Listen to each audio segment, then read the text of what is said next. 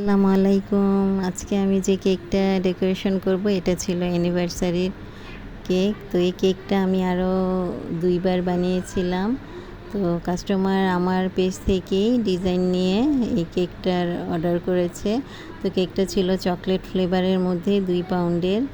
তো এটা ছিল অ্যানিভার্সারির জন্যে।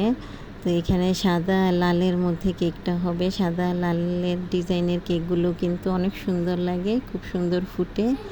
তো এখানে আমি ফাইনাল ফিনিশিংটা দিয়ে দিচ্ছি। তারপর সাইডে একটু ব্রাশ দিয়ে আমি একটু দাগ টেনে নিব। তারপর উপরেও আমি একটু দাগ টেনে নিব। তো আমি এখন ব্রাশ দিয়ে একটু ডিজাইন করে দিচ্ছি।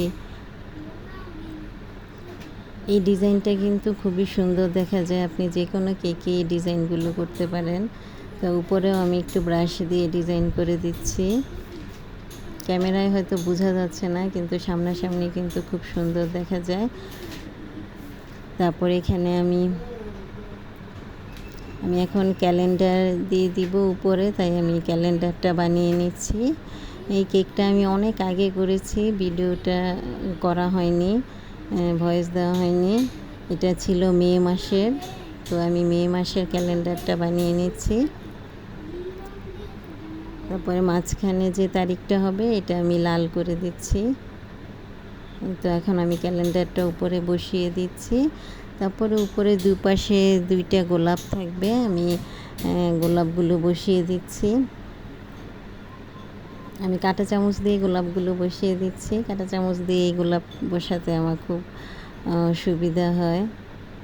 তো কিছু ফন্ডেন্ট দিয়ে আমি লাভ বানিয়েছিলাম, সেগুলো সাইডে লাগিয়ে দিচ্ছি। তারপরে নিচে 2টা চকলেট টপার থাকবে, চকলেট টপারও আমি বসিয়ে দিব। সাদা লালের ডিজাইনের কেকগুলো কিন্তু খুব ফুটে। তো দেখতে পাচ্ছেন এই যে আমার কেকটা প্রায় শেষ।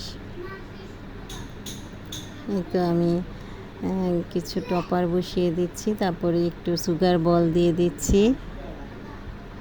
উপরে কিছু সুগার বল দিয়ে দিব, আবার সাইডেও কিছু সুগার বল দিয়ে দিব।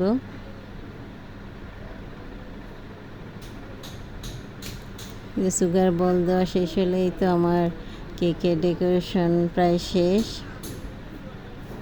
এখন আমি নামটা শুধু লিখে দিব। তো কেকটা কেমন হয়েছে জানাবেন। ভালো থাকবেন সবাই। আল্লাহ হাফেজ।